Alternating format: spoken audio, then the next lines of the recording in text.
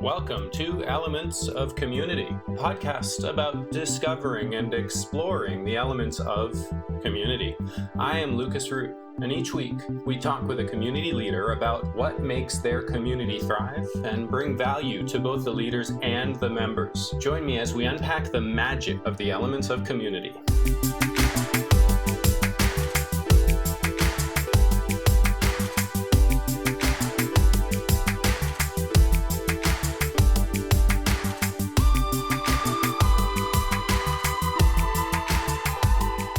Welcome to the show, Scott. I'm delighted to have you on here. You come extremely well recommended, and we had a really fun pre-show conversation a couple of weeks back. So I'm excited we actually get to press the record button, and here we are. Thank you for having me today. It's a great way to spend a Friday. It is, right? Having a chat about community with another community buff. No, exactly. I mean, it's Friday afternoon. I'd rather be talking about community than putting together a presentation.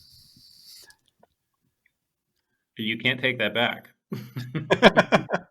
I know once I say it here, it's like set in stone or verbal stone. Yeah. Everyone's going to know. Would you like to tell our audience a little bit about yourself?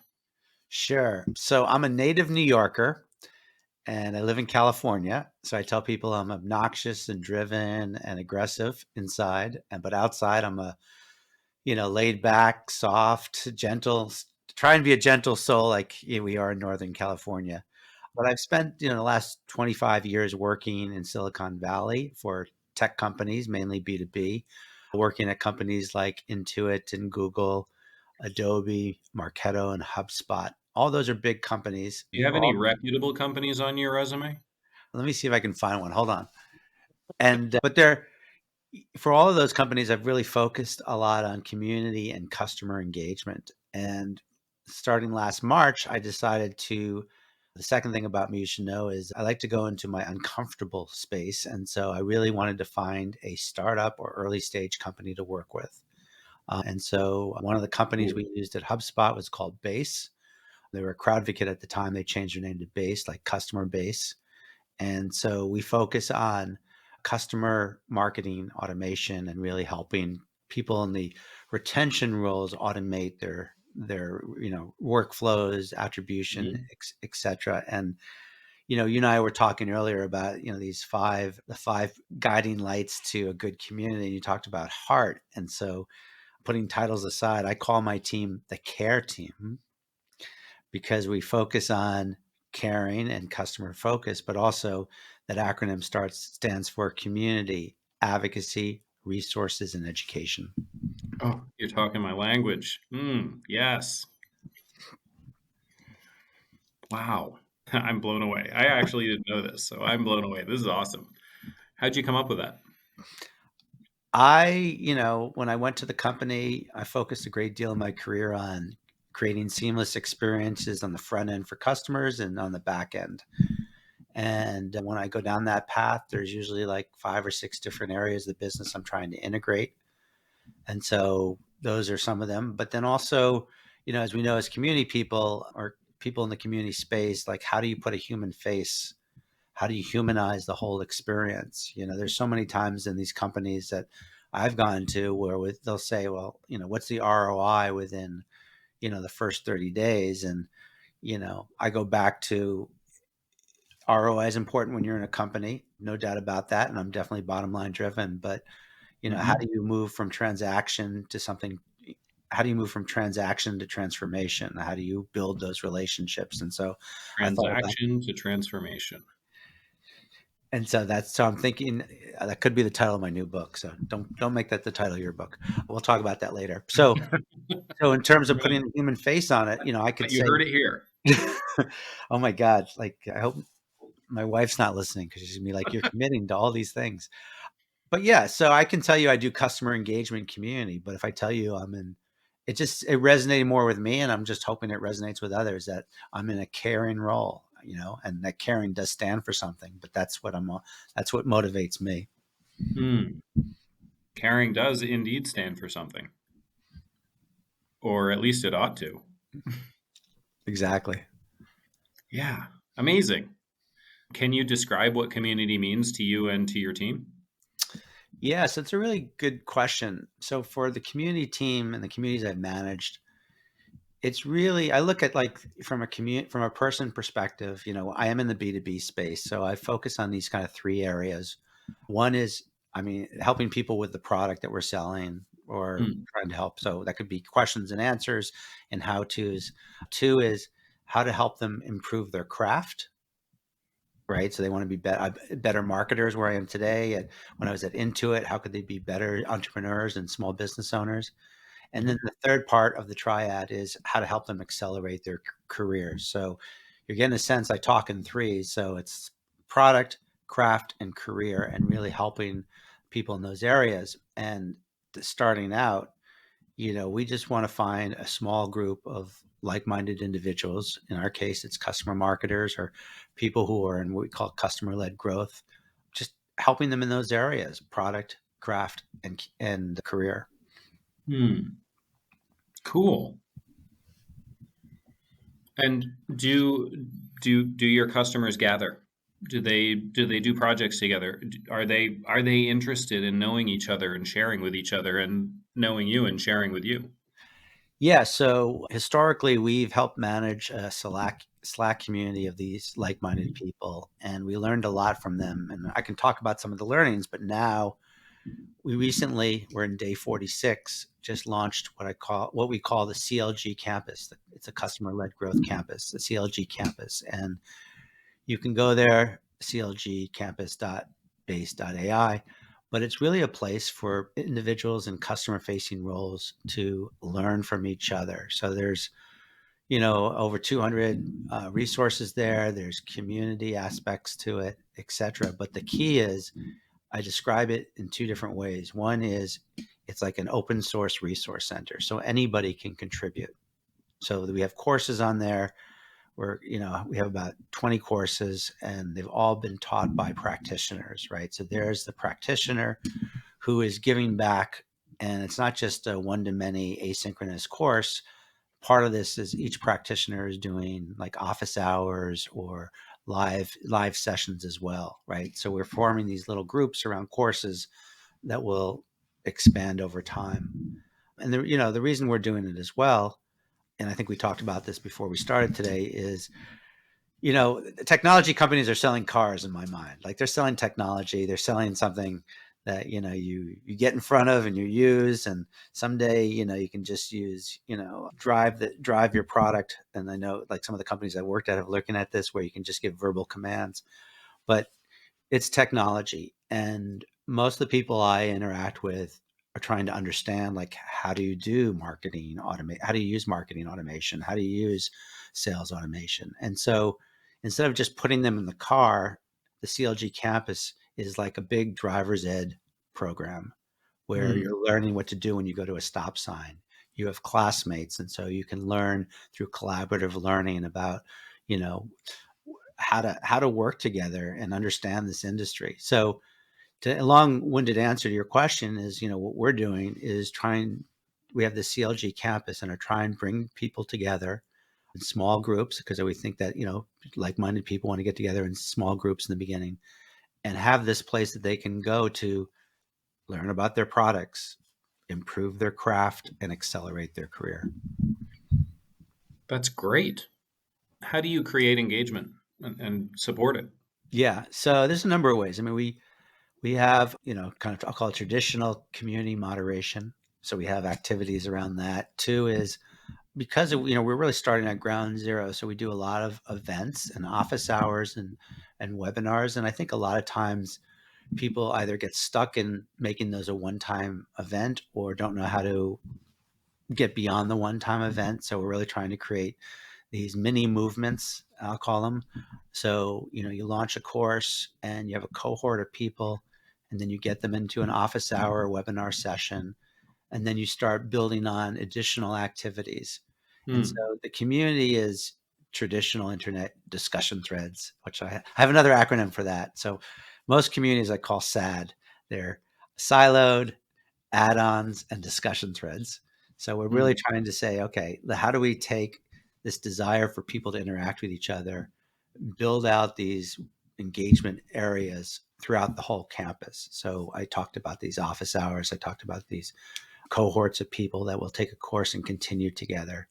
I think the other thing too is, it's funny, we all talk about automation and things like that and scaling, but when you're launching a community, the human aspect, the human energy you have to put into it, and finding that, common language and common purpose, it takes work. I mean, the key is don't think of it as work if you really like it. Like, I don't really think of it as work, but it does take time. Maybe that's the better word that you And have effort. an effort.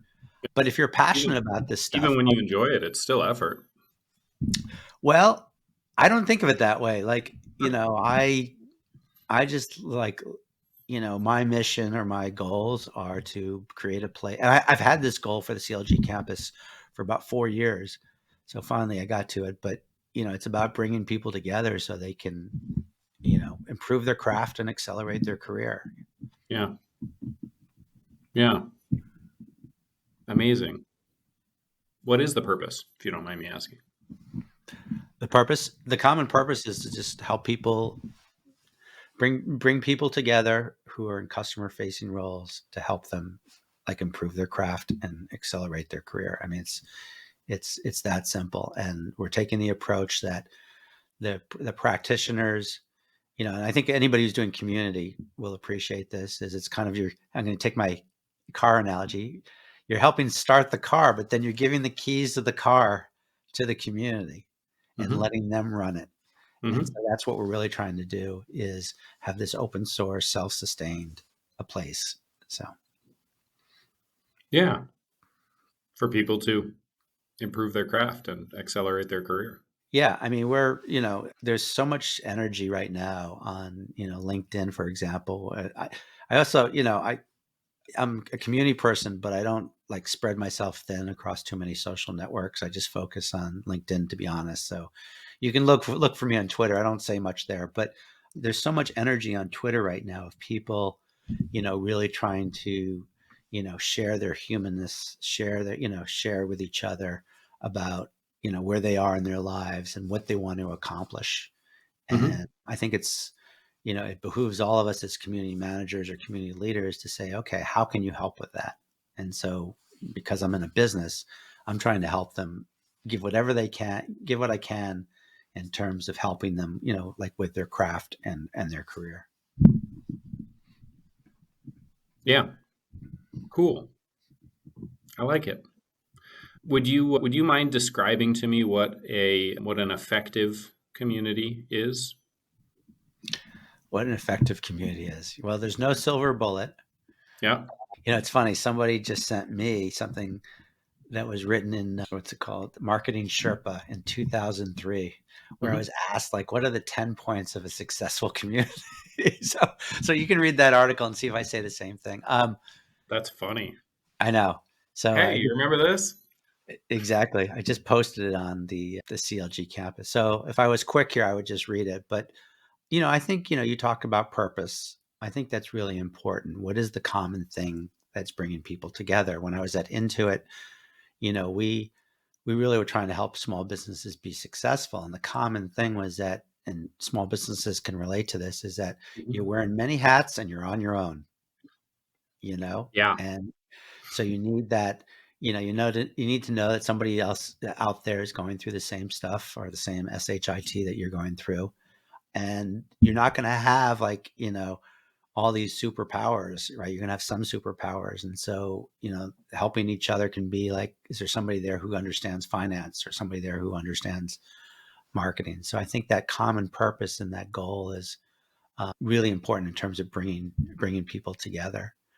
Something that you've talked about in the past is projects. So, in some ways on the CLG campus, we have people creating courses together or trying to Mhm. solve business problems together. And so there's a few of these courses, the live courses at least, that are being taught by two individuals, right? And so they're working on it together. And projects actually resonates with me in another way too, is that when I was at Udacity, I didn't drop that name earlier, but when I was at Udacity, one of the Fine. Reputable company. One of the secret ingredients for their success is that they give their students projects. And Yes. and the projects are interesting because you can do them with another student, so that's fun, right? So there you have that collaboration and common purpose. You can do it to learn about something, but then when you're done with the project, you can go to your future hiring manager and say, this is my work. Like you can see what, especially for like, programmers and things like that. And so I think these common projects is also really key. And I think, yeah, a lot of communities don't really focus on that too much in terms of, just give a common project to the to the community to work on. Yeah, I think another thing too is the leader or the person jump starting this. I think it's really important that they come from, they're a member of the tribe or the audience that's part of the community. Mm. Not everybody agrees with me on this one because I've listened to some podcasts where people are like, well, you can have some experience with it. I can just tell you about my Intuit experience. And I talk about Intuit a lot because it's really affected my professional DNA. But, I was there, I was running their e-commerce site, and all these people were asking me to create a community. All these people were asking me to create content. Content was expensive back then. And so I said, well, maybe I'll create a community. So I thought I was really smart. And I kind of went to my Rolodex. Yep. We had Rolodexes that day. And I got, in touch with 2 or 3 community leaders and managers and said, can you work for me and help me build this community? It flopped. The first 15 days, all the alarms went off. And what happened was they never ran a small business and they didn't understand the product. And to another point is they couldn't speak that common language, right? And so, I quickly pivoted. I mean, fortunately, I knew these guys and said, sorry. And at the time, I went to the call center. Actually, I knew a lot about the call center then, which is another good story I'll get to in a second. And this was, 2002. And so there weren't a lot of people like community leaders. Now, the people I knew, they had worked on the Well, and you can Google the Well. It was a very famous community back then. And so I went to the call center and I basically created a process to identify people that could potentially be a great community manager because they spoke the language, they knew the products, and a lot of them had small. I mean, one of the things I said is they had to have their small. They had to have a small business in their or small business experience in their background. It makes So sense. those are just some of the things. The story I like to tell about Intuit is that when I got there and I was trying to learn about the product, I used to listen to calls in the call center all the time. And the first thing I told my manager is like, well, what do you need to be successful? I said, I need a couch. He said, what? I said, I want a couch outside my office. My office was really small. And so I could just sit there and listen to calls all, after hours. And I just listened to calls. And, I learned a lot about the customer, but I also learned about which employees could really speak that language, which is probably another key ingredient to a successful community is, training and guidance. Again, here's the threes: guardrails, guidance, and guides for your employees of how they can contribute to the community as well. Yeah. A couch. What a great idea.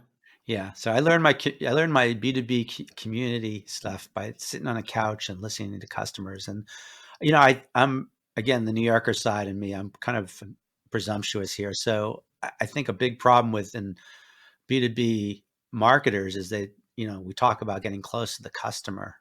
I think you never can be close enough to the customer. And so that was how I started out.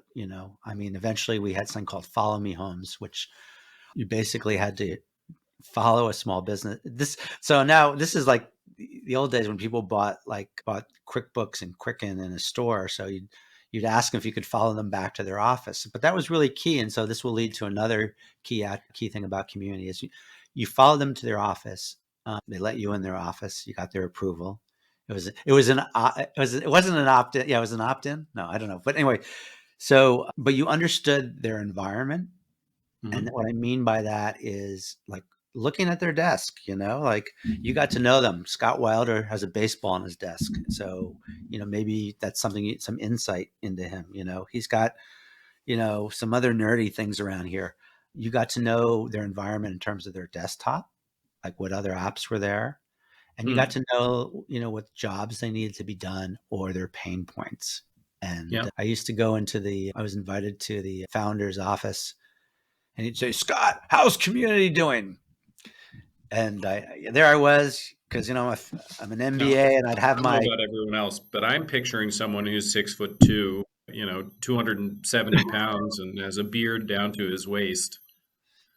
yeah. No, he wasn't like that. He more had more of an accountant look, but he'd say, "So how are they doing?" I'm like, "Oh, he's an accountant. He wants to see the numbers." So he would take my spreadsheets and he'd throw them in the trash, and he'd say, Oh. I want you to tell me what they're saying, and I want you Hmm. to tell me what language they use, common language, right?" And so whether you were built whether you were naturally inclined to get close to the customer or not, you got close to the customer because you didn't want to look like a fool the next time you met with the head of the company. So that's really been a big part of who I am. Marketo did a really good job at that in terms of getting close to the customer. And they built this whole kind of, they call it the marketing nation, which, in terms of values and everything we've discussed, I guess another ingredient, I should like list these out in bullet points, is how do you create that It'll be emotion? in the show notes. Okay. How do you create that emotional connection? Hmm. And so, I'll be transparent. I ran HubSpot's community, and it really had a lot of angst around calling it the HubSpot community because it just sounded very plain. What Marketo we did, and I had a great time there, but I just sharing with you, this is kind of like, therapy here. So I'm sharing with you my angst. But at Marketo, we called it the Marketing Nation, and we tried to unite, create that common purpose by everybody building this nation together, right? Hmm. This place, and people really really felt comfortable with that. Like, they talked about the Marketing Nation. They didn't talk about I'm a member of the Marketo community. There was a higher calling, and being transparent. That's what I'm trying to do with the campus, right? We didn't call it like my company name place. It's a campus where you learn together, you collaborate and learn together. Hmm. Yeah. Yeah. I love it. And obviously, I have my own answer to this question, but what you're saying is collaborating and learning together creates and fosters that emotional connection. Yeah, that's part of it, right? Hmm. It's part of the connection can be people struggling to be better at their jobs, right? So Yeah. there's different things, right now, and in I think I hate to say there's an opportunity, but there's an opportunity there's a lot of people who are trying to figure out how to get back on track in terms of their careers, right? And Hmm. so, we're offering a channel for that or a way to do that. But there's definitely, and I guess I kind of see it. There's a lot of like these smaller, I call them coffee talk sessions, getting people getting together, Hmm.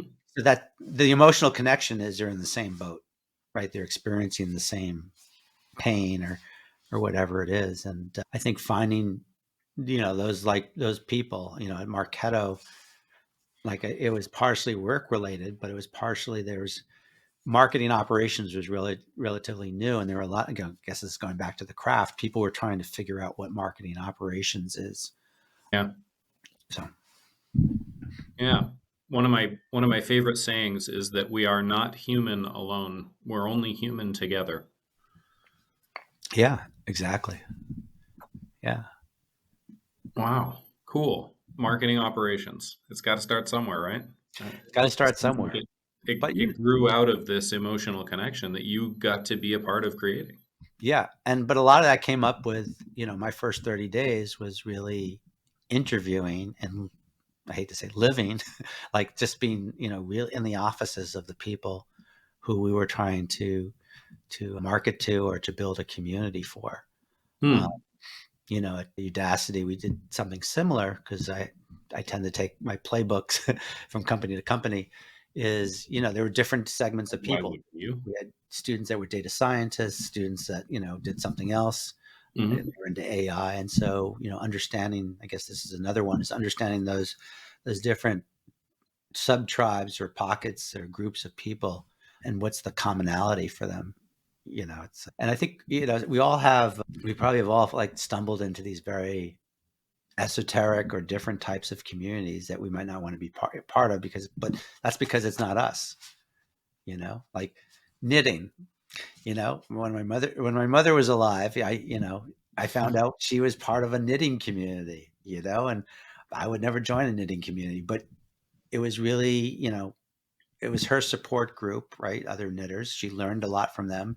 They had a common interest, and they had this emotional connection. The subgroup she was in, there's a certain type of knitting that they were doing. So I think that emotional connection doesn't get enough play in the community space. Huh. Yeah. And yet there it was.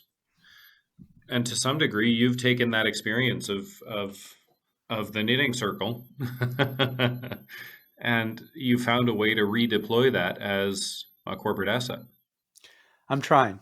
And it's never, you do have whether you're an entrepreneur or startup and you're alone, or whether you're in a big company or just a community manager, it's definitely a team sport. It's not a one person show, and people fall into that trap. I mean, I've been in big companies where I've tried to do it alone. It doesn't work. It doesn't work. Never does. Yeah. Yeah, I'm with you. Amazing. That's so cool. Can I ask you about your big successes and failures in reverse order? Let's talk a big failure first and then move to a success. Well, I think one of them I told you about when I quickly pivoted into it when I launched the community, and I thought I was pretty hot because I had done 15 days. Yeah. So I guess another bullet, silver bullet you need to have is look at the metrics on a daily basis. Mhm. So that was one big failure. Another failure. This was a long time ago. So I worked for eToys. Hold on. I got another book title for you. Okay. My first 30 days. Oh yeah.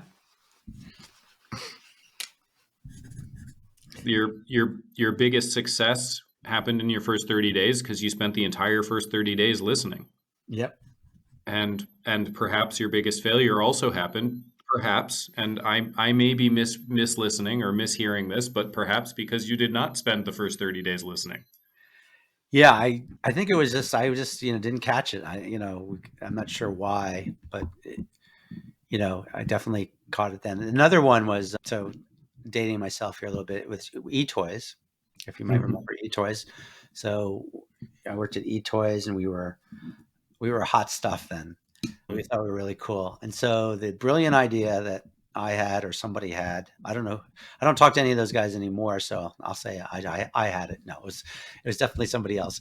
Was to, when you buy toys, and I don't know if you have kids, but you need a way to get rid of those toys when they grow up.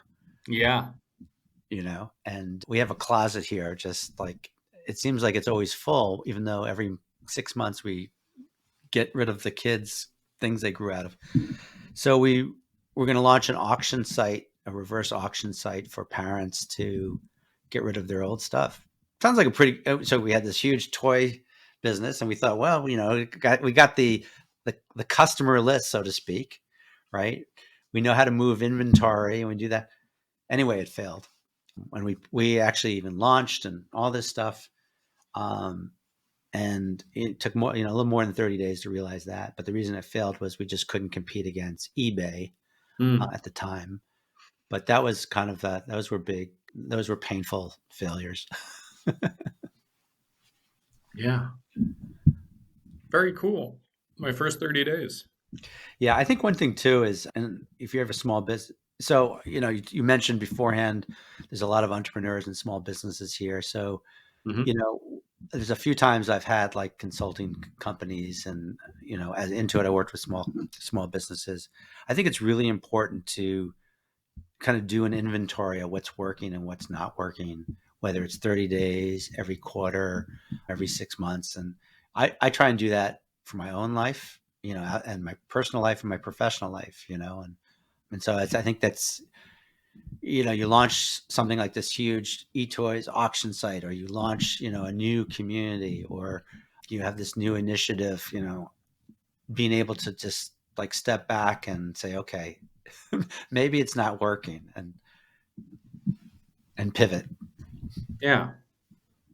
Just out of curiosity, did you have a definition of what working is before you'd gone into that? Yeah, it was so the eToys one. I mean, I always trying to have a qualitative and quantitative goal.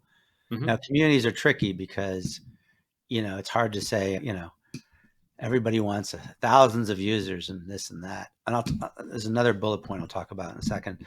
So I try and be kind of realistic of what my quantitative goals are, but that qualitative, like if the qualitative information is positive, you have some real seeds to build on. Hmm. Oh, what I was going to say is another kind of, it was under my, whatever I wrote years ago about community. Think about your potential audience. Like when I left Intuit, when I left, Google and just doing consulting to a lot of small companies, they all wanted to create communities and they wanted like a customer community. Well, I'd say, so how many customers do you have? And they'd say, well, we have, 100 customers. Yeah. And I'd be like, 50. Yeah. and I said, well, let's do the math here. If you get 10%, 50%, it's still going to be a kind of a lonely place. So really, thinking through what your potential market is, so Base is a small company. We Mm. have less than 100 customers, but the CLG campus has anybody that's in a customer facing role, whether it's customer success, customer marketing, customer support, can benefit from that. That's pretty cool. Yeah. Was that the next point? Yeah. No, no, I guess the old school would say your addressable audience. Yeah. Here, I'll say it's your Um, email addressable audience. Makes sense. Well, that's part of it. The other part was when something is a value to the community, right? When something has become something that's valuable to the members of the community, it should be valuable to all members. Yeah. Everybody gets it. Yeah. Yeah, definitely. I mean, I think the challenge is some communities will just focus on product related stuff, Yeah. right? So, when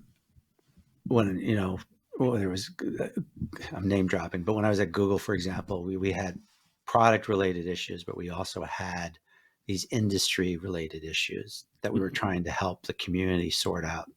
So we sold AdWords. It could be an AdWords product, but search was so important for small businesses, Mhm. right? So a lot of thought leadership around search or findability. Hmm. Cool. Thing. The what I'm connecting with here is, in a very different way and using different language and a different version of a product, right? But when I show up to work and I get paid, I want more than just to get paid. In a very real sense, I want to love the person that I work next to, the person that I'm sitting next to in the cubicle right here. I want to love them, and I want to love showing up to work and working alongside them every single day. And while that is a product, right? That is the product of us working together. That is the product of us coming into community together. It's not something you can package up in a bottle and ship to people. It's not something that I can list on my paycheck. Yeah. Yeah. I mean, when people ask me, what's your criteria for a new job or for a job, one of the first two or three things is, the people. Do I like the people? Hmm. I'm going to spend 8 to 10 hours a day with them, you know? It's Um, somebody I need to, in some way, love. yeah, no, exactly. And, then you want to be able to, at least for me, relate to the product. And that goes back to it doesn't feel like effort if I can relate to the product and if I use the Hmm. product. Lots of stories. I can go down a path about that, but yeah, the people you're going to spend time with, and I think if 20 years ago, if 10, even 10 years ago, that was probably less of a criteria. But you know, with the generations, I did read a book on millennial leaders somewhere here. I don't even have it anymore, but that was one of the things that really resonate. Really came out is like, who am I going to be sitting next to? You know, Hmm. and do I like that person? Hmm. I'm with you. I'm right there with you. Yeah, I love it. Cool. Any other points?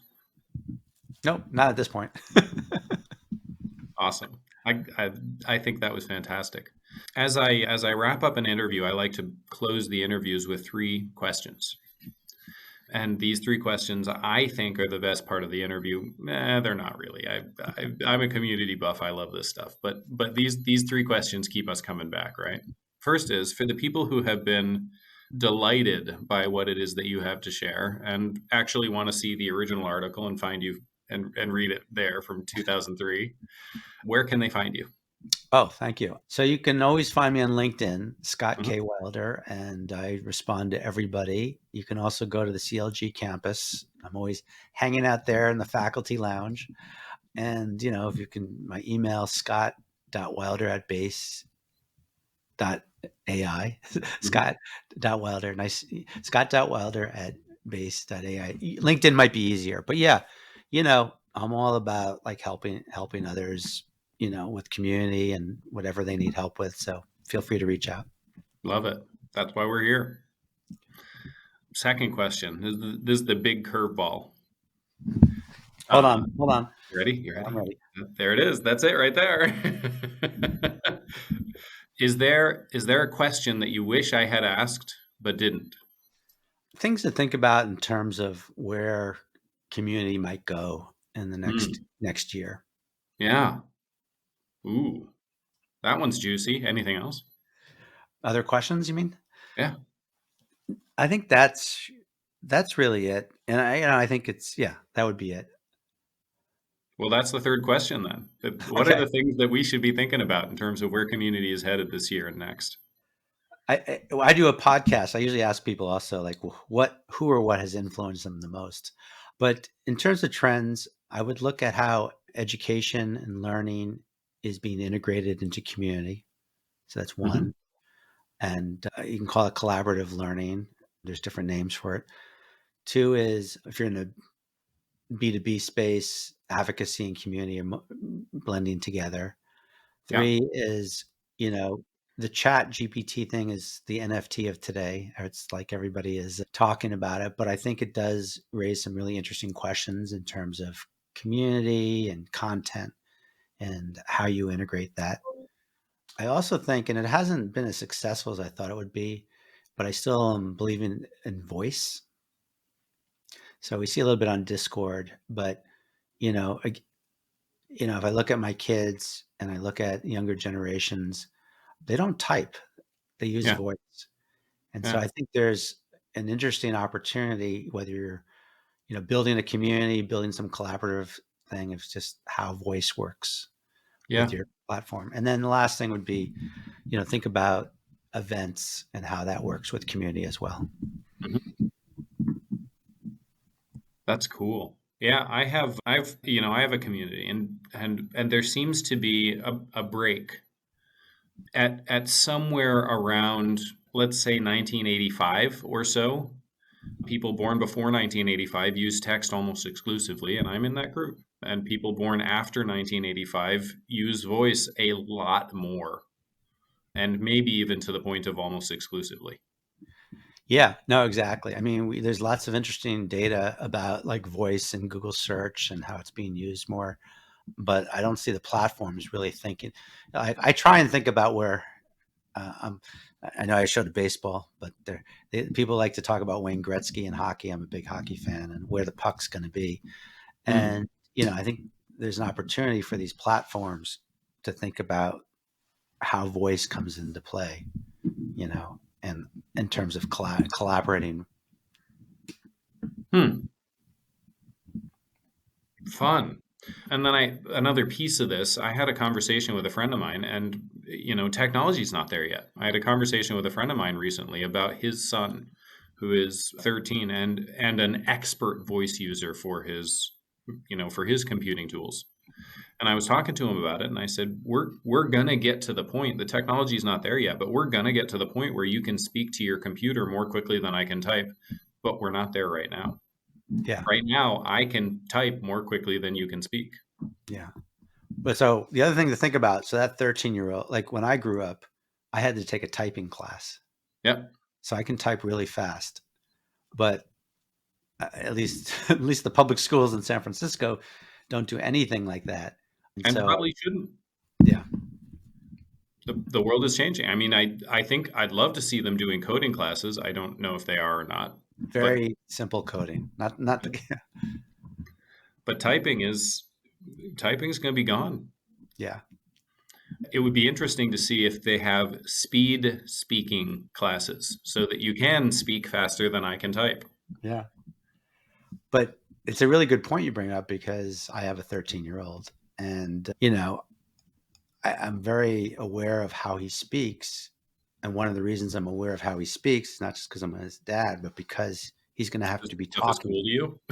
What? Because this stuff is cool to you? Yeah, because this stuff is cool to me. No, it's definitely. Yeah, I mean, it's a whole nother conversation. I've experimented a lot with, writing memos with voice on my computer. Yeah. Yeah. Technology is not there, but it will be. And it has to be, because I'm looking at the 13-year-olds and I'm like, we can't have a world where I'm faster with a keyboard than they are with voice. Like, that's the world has to change to accommodate that. Yeah. And it goes back to understanding your customer. Go in the schoolyard. So I'll leave you with one last note. Go be in your customer's schoolyard. Mm. Mm-hmm. Ooh, wow. Yes. You know what? We need to close on that. Yeah. Get a couch. Listen. Yep. Thank you, Scott. Thank you, Lucas. Thanks for joining us this week on Elements of Community. Make sure to visit our website, elementsofcommunity.us, where you can subscribe to the show in iTunes, Stitcher, Spotify, or via RSS, so you'll never miss a show. While you're at it, if you found value in this show, we'd appreciate a rating on iTunes. Or if you'd simply tell a friend about the show, that would help us out too. Be sure to tune in next week for our next episode.